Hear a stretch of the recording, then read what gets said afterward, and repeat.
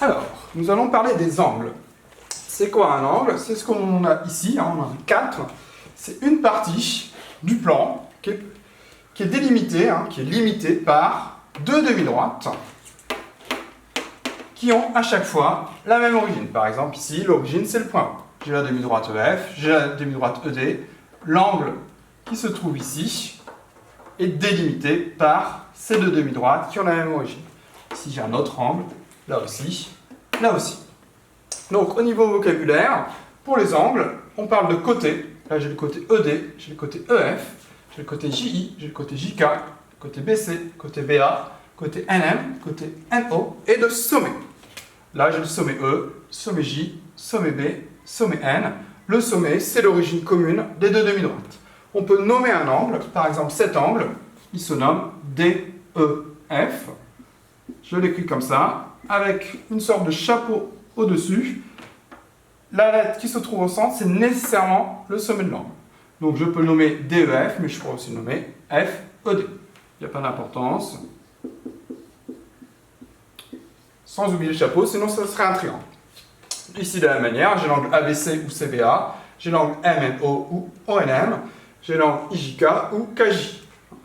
Alors maintenant, si on veut comparer les angles, si on veut savoir précisément quelle est en quelque sorte l'ouverture des angles, il va falloir utiliser un nouvel outil qu'on appelle le rapporteur.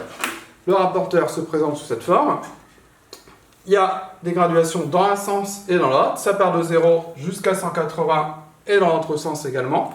Ici, on a souvent une croix, un point, un trou qui permet de marquer le centre du rapporteur. Le centre du rapporteur, si on voulait mesurer un angle, ce qu'on verra plus en détail plus tard, on le placerait sur le sommet de l'angle, sur ce point particulier qui est le sommet.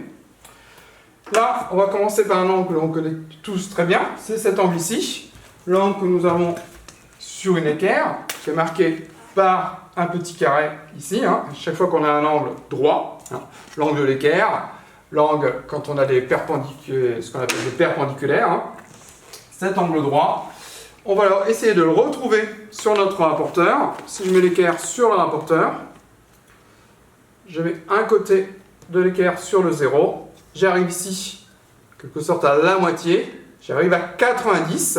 On va dire qu'un angle droit mesure 90 degrés. Ça, c'est vraiment une donnée très importante à retenir. Un angle droit mesure 90 degrés. Si on a un angle qui est plus petit que l'angle droit, on sait qu'on appelle ça un angle aigu. Un angle aigu, donc ça va être plus petit que 90 degrés. Par exemple, celui-ci est un angle aigu. Il est plus petit que l'angle droit. Hein. Par rapport à l'angle de mon équerre, c'est plus petit. Sa mesure va être comprise entre 0 et 90 degrés. Ici, on a un angle aigu. Celui-ci, au contraire, est plus grand que l'angle droit. Hein. Ça dépasse par rapport à l'équerre. Dans ce cas-là, on va parler d'angle obtus. Sa mesure, elle est comprise entre 90, l'angle droit, et 180. 180, ça correspond à quoi? C'est quand on fait tout le tour ici. C'est ce que j'ai là. Les points, dans ce cas-là, ils sont alignés. On parle d'un angle plat. On peut résumer. Un angle aigu, c'est les angles entre 0 et 90 degrés. Quand on est à 90 degrés, on parle d'angle droit. Quand on dépasse les 90, on a un angle obtus. Tout ça, ce sont des angles obtus. Pour arriver à 180, qui est un angle plat. Je peux leur montrer avec le compas. Hein. Ici, quand les deux côtés sont l'un sur l'autre, on parlait d'angle nul. Ensuite, angle aigu. Si on arrive à 90, on a un angle droit. Ensuite, angle obtus, pour arriver à l'alignement, où là, on a un angle plat de 180 degrés.